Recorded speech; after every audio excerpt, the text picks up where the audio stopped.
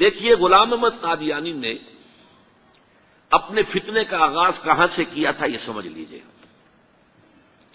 پہلے وہ ایک مناظر تھے، بہت اچھے مناظر، غلام احمد قادیانی تھا کہنا چاہیے، غلطی سے طے کے بیٹھا ہوں۔ آریہ سماجیوں سے مناظرے کیے، عیسائیوں سے مناظرے کیے، مناظروں میں فتح حاصل کی، مسلمانوں کی آنکھوں کا تارا بن گئے، محبوب ہو گیا۔ اس کے بعد اس نے ایک فتنہ چھوڑا، ایک شوشہ چھوڑا، نبوت اور وحی تو رحمت ہے، رحمت کیسے بند ہو سکتی ہے؟ وحی تو انسانوں کی ہدایت کے لیے ہے، انسان ختم نہیں ہوئے وحی کیسے ختم ہو جائے گی؟ دیکھیے بظاہر یہاں دلیل ہے، اٹ اپیئرس کنونسنگ، بات سمجھ میں آتی ہے، یہیں سے یہ حل مل جائے گا آپ کو۔ کیا وجہ ہے کہ بڑے بڑے اعلیٰ تعلیم یافتہ لوگ جو ہیں اس کا شکار بن گئے؟ دنیا میں ایک ہی مسلمان نام کا سائنسدان جو ہے وہ آیا ہے ٹاپ پر، وہ قادیانی۔ ایک ہی مسلمانوں کا نام رکھنے والا جو ہے وہ international court of justice Hague کا جو ہے جج بنا ہے، وہ کون؟ قادیانی۔ ڈاکٹرز قادیانی، انجینئرز قادیانی، بڑے بڑے۔ یہ کیوں؟ یہ بات ایسی تھی کہ جو بظاہر دل کو اپیل کرتی ہے کہ جب حضرت آدم سے کہا تھا اما یاتینکم منی ھدی فمن تبع ھدایا فلا خوف علیہم ولا هم یحزنون، انسانوں کی ہدایت کے لیے وحی کا راستہ کھولا گیا، ابھی انسان ختم نہیں ہوئے، وحی کا کیسے دروازہ بند ہو جائے گا؟ اجرائے وحی کا پہلے شوشہ چھوڑا، اور جب وحی جاری ہے تو نبوت جاری ہے، لہذا پھر آخر میں آ کے نبوت کا دعویٰ کر دیا۔ اس نے ایک مسئلہ اور استعمال کیا، یہ اصل میں چالاک اور ہوشیار لوگوں کے معاملات ہوتے ہیں۔ عوام الناس کی نفسیات کو متاثر کرنے کے لیے ایک اور شوشہ چھوڑا۔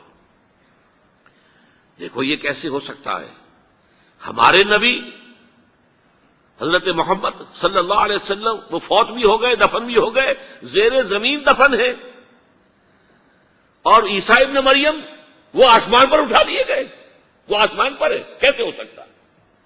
اب عام مسلمان کے لیے اس میں بھی ایک اپیل ہے کہ اس میں تو گویا کہ ثابت ہوا کہ حضرت عیسیٰ ابن مریم جو ہے وہ افضل ہو گئے محمد سے صلی اللہ علیہ وسلم۔ یہ ہیں وہ چیزیں کہ جن سے حالانکہ افضلیت کا اس سے کوئی تعلق نہیں۔ اصحاب کہف اگر 300 برس تک سوتے رہے تو اس میں کون سی افضلیت ہو گئی؟ کوئی افضلیت کا سوال نہیں۔ اس اعتبار سے حضرت عزیر کو اگر 100 برس تک مردہ رکھ کر اللہ نے دوبارہ زندہ کر دیا، کون سی افضلیت اس میں ہو جائے گی؟ اللہ کی قدرت ہے، اللہ کر سکتا۔ لیکن عام آدمی کو اپیل کرنے والی باتیں ہیں، لہذا اس نے شوشہ چھوڑا کہ نہیں یہ غلط ہے، یہ مولویوں کے ڈھکوسلے ہیں، یہ قرآن مجید میں صراحت کے ساتھ نہیں ہے، یہ حدیثوں کے اندر ہے، حدیثوں کے بارے میں جو ہے وہ ہم اطمینان نہیں کر سکتے کہ حضرت مسیح جو ہے وہ سولی نہیں چڑھائے گئے، وہ سولی چڑھائے گئے، وہ فوت نہیں ہوئے، البتہ زخمی ہو کر وہاں سے اتار لیے گئے تھے، پھر ان کا علاج معالجہ ہو گیا، پھر وہ علاقہ چھوڑ کر کشمیر میں آ گئے، یہاں آ کر ان کا انتقال ہو گیا، یہاں دفن ہوئے، یہاں کشمیر میں ان کی قبر بھی موجود ہے۔ یہ دو ایشو ہیں جو اس شخص نے اٹھائے، اور اس سے عوام الناس جو ہیں جن کے اندر کے علم کی پختگی نہیں ہوتی، یا جذباتی طور پر آپ انہیں متاثر کر سکتے ہیں، یا جیسا کہ میں نے پہلی بات کہی تھی اس میں تو یقیناً ایک وزن کی بات نظر آتی ہے کہ یہ رحمت ہے، وہی رحمت ہے، نبوت رحمت ہے، اللہ کی رحمت بند ہو جائے گی کیسے؟ اب اس کا جواب ہے یہاں۔ میں نے اس قادیانی سے کہا کہ مجھے یہ بتاؤ کہ کیا تم یہ مانتے ہو کہ اللہ کی ہدایت قرآن میں کامل ہو گئی؟ انہوں نے کہا ہاں ہم مانتے ہیں، ہدایت کامل ہو گئی۔ میں نے کہا کیا تم یہ مانتے ہو کہ قرآن محفوظ ہے، اس میں تحریف نہیں ہوئی؟ کہ ہاں مانتے ہیں قرآن محفوظ ہے، اس میں تحریف نہیں ہوئی۔ پھر میں نے کہا مجھے منطقی وجہ بتاؤ، پھر اس وحی کی کھڑکی کو کھلے رکھنے کا فائدہ کیا ہے؟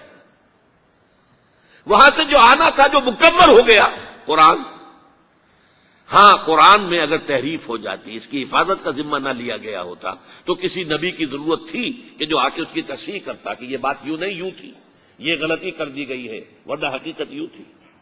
منطقی اعتبار سے ایک حاجت، ایک جواز پیدا ہوتا ہے اس وحی کے جاری رہنے کا اور نبوت کے جاری رہنے کا، بشرطے کہ ان دو باتوں میں سے کسی ایک کو مانو. یا تو یہ کہو کہ ہدایت قرآن میں مکمل نہیں ہوئی، اور یا کہو ہو تو گئی تھی لیکن قرآن جو ہے گم ہو گیا، قرآن کے اندر تحریف ہو گئی، وہ اصل قرآن نہیں ہے.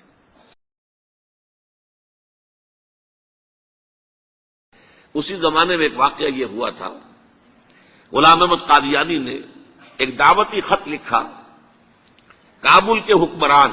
اب میں بھول رہا ہوں کہ وہ امیر دوست محمد خان تھے یا امیر عبد الرحمان خان تھے، ان دونوں میں سے کسی کے سامنے وہ خط پہنچا. جیسے کہ حضور نے خطوط بھیجے تھے قیصر کو، کسریٰ کو، تو اس کو بھی شوق چڑھایا کہ میں بھی تو اب نبی ہوں، نبوت کا دعویٰ کر چکا ہوں، تو مجھے پڑوس کا ملک جو ہے افغانستان، وہاں کے بادشاہ کو دعوت دینی چاہیے کہ وہ مجھ پر ایمان لائے. جب وہ خط وہاں پہنچا ہے تو امیر کابل نے اسی خط پہ 2 الفاظ لکھ دیے اور واپس کر دیا. الفاظ کیا تھے؟ این جا بیا، یہاں آؤ ذرا اور یہاں آ کر تم دعویٰ کرو نبوت کا.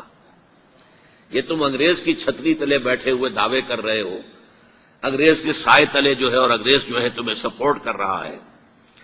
تم نے جہاد کو جو ہے ختم کر دیا، دین کے لیے حرام ہے اب دوستوں قتال، حرمت قتال. انگریز کو اور کیا چاہیے تھا؟ گلیڈسٹن نے جبکہ وہ وزیر اعظم تھا برطانیہ کا، اس نے کہا تھا اپنے پارلیمنٹ میں، قرآن کو لہرا کر، جب تک یہ کتاب دنیا میں موجود ہے امن قائم نہیں ہو سکتا. یہ تو جہاد اور قتال کی بات کرتی ہے. تو ان کو اور کیا چاہیے تھا کہ اگر کوئی اس قتال کو ختم کر دے، منسوخ کر دے، اور مسلمانوں میں سے جذبہ جہاد اور قتال فی سبیل اللہ کو نکال دے، تو اس سے بڑی اور کیا خدمت ہوگی. لیکن یہ کہ اگر تمہیں یہ دعوت دینی ہے تو ذرا یہاں آؤ، ہی جا بے آ، یہاں آ کے یہ دعوت دو مجھے، تاکہ تمہارے 14 طبق روشن ہو، تمہیں معلوم ہو کہ اس دعویٰ کرنے کا مطلب کیا ہے.